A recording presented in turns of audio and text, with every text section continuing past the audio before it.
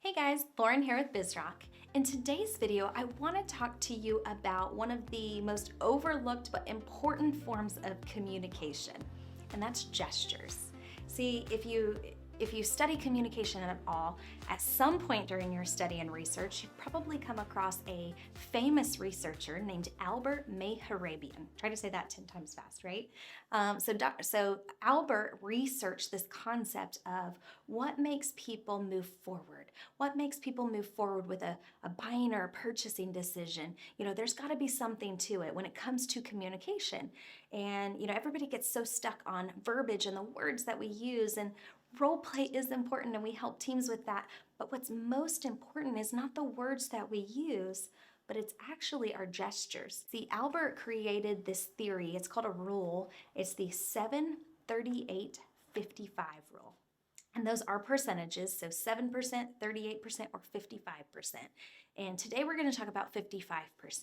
So what he found in his research is that 55% of a person, in your case a patient's, buying decision comes down to our gestures.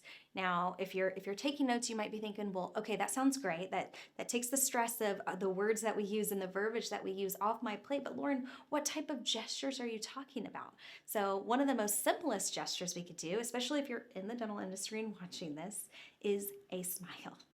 Guys, we are in the business of gifting patients beautiful smiles. We're in the business of transforming beautiful smiles. And a smile is the most simplest form of communication. It's the universal language. You can be in a foreign country in the middle of nowhere, but if you see a smile, you at least see what? A friendly face, right? And so a smile is really, really powerful. And a smile, I would even say, over the phone is especially important. I always ask our teams this, I'm like, can you hear an attitude over the phone? Absolutely, and twice on Sunday. So you want to make sure that you hear the right sort of communication over the phone, and that's where smiling comes in. When you're smiling to your patients, whether it's over the phone or in person, if they're in person, they can see that, but if they're over the phone, they know that you're a friendly, warm voice. They can hear that smile over the phone. So we teach this concept called front stage, which is being on your A game, every interaction with a patient. So when that phone rings right before you go to grab it, put on your Grammy award-winning smile, because our patients deserve to get the best version of ourselves. And the best version of us is when we're smiling, when we're friendly, when we're welcoming, when we're communicative to our patients. And so you want to smile right before you answer that phone call, because it tells your patient and shows your patient that you actually care and you're a warm, friendly voice that's happy to serve them. So smiling is the very first thing that I want to start with. Smiling is also important for when you're checking patients in or checking them out. So when that door opens, guys, I know you're busy. I know you're doing 100 other things and you're multitasking and you're handling insurance and you're answering phone calls. But a smile can't be missed. When a patient walks through that door for the first time, you want to greet them with a warm smile. Now, part of being in the dental industry is constantly multitasking, right? And so if you happen to be somebody who's checking patients in and you're also answering the phones, which we can talk about that because you should be the last person that answers phones if you're the greeter and welcoming patients. But if you're answering the phones and you're on a phone call with the patient and somebody walks in, still look up from your desk, take 2 seconds to acknowledge that person walking through the door with a warm and friendly smile. You can still serve this patient over the phone, but make sure that you don't miss the importance of smiling to greet that person and let them know you're happy to see them and welcome to serve them soon. So the next part of gestures is eye contact. So we just talked about, the greeter position, the person who's checking your patients in. So even if you're multitasking and you're on the phone, you look up from your desk and you see that patient and you smile at them warmly, you also have to make eye contact with them. You can't be so lost in your world and so lost in the patient phone call that you're constantly just looking down at your desk and you're missing the opportunity to make eye contact. Eye contact is a massive form of communication. It shows somebody that you're listening intently, that you care about them, and you are there to serve them. So again, if you have someone on the phone and you're like, gosh, how do I deal with both of these patients? First of all, you don't put them on hold.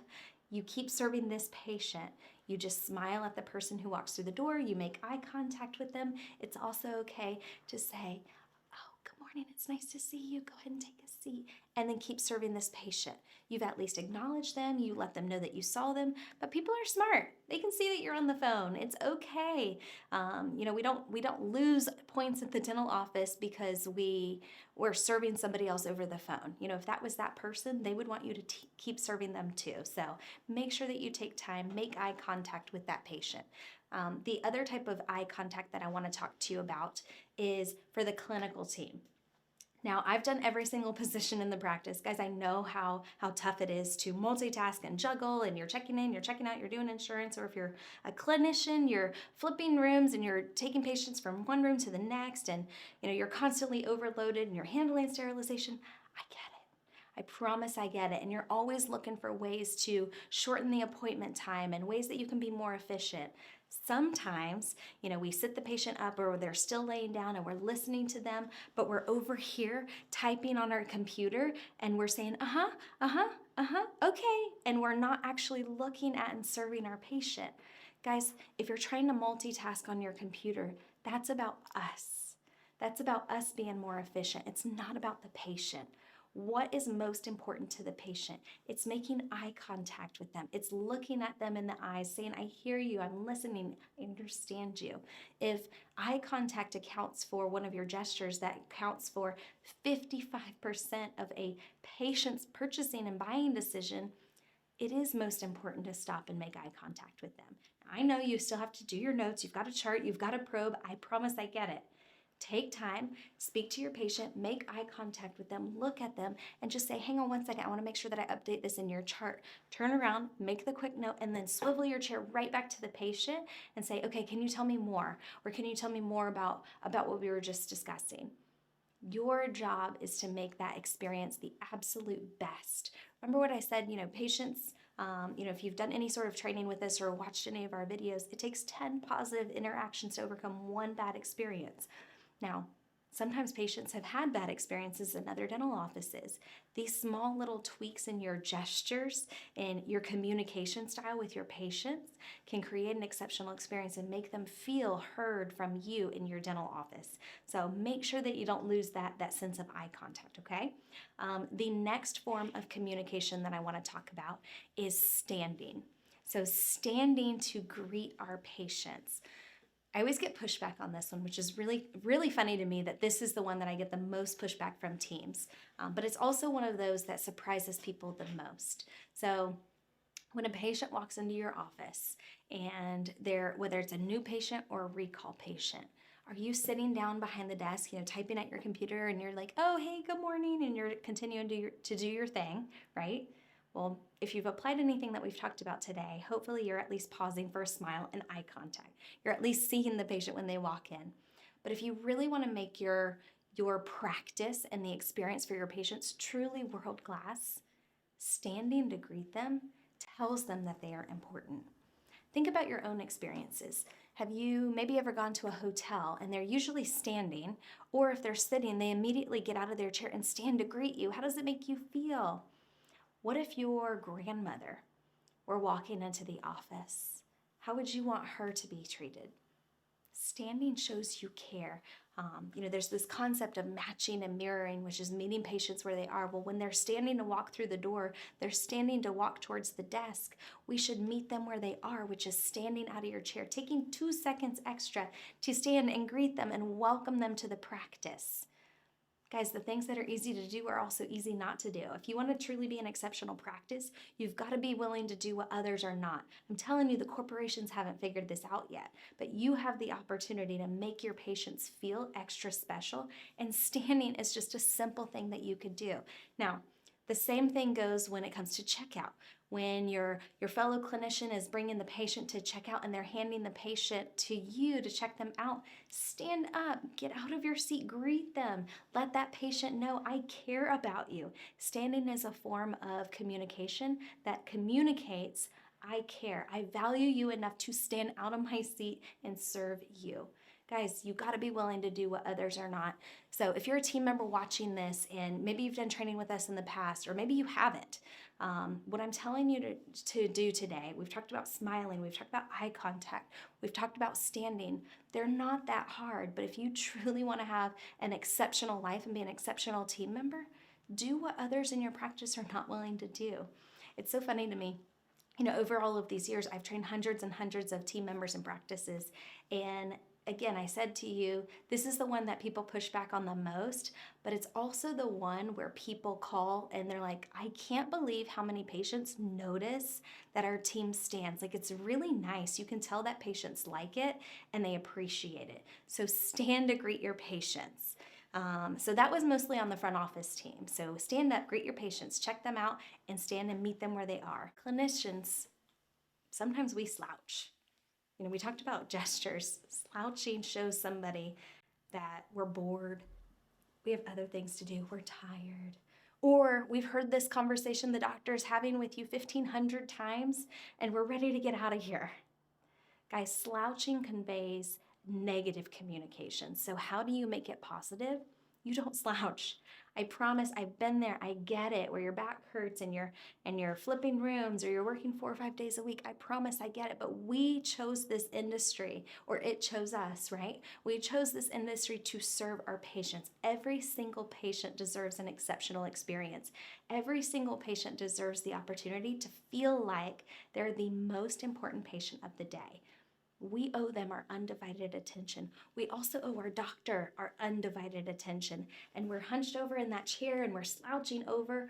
We're telling the doctor that we've already heard this before, we don't care, we're ready to go, and we're bored. Guys, that's not the type of experience I know you want to give your patients. I know that you care about your patients. Otherwise, you wouldn't even be watching this video. I know that you're trying to take your practice to that next level. How do you do that? You do what others are willing not to do.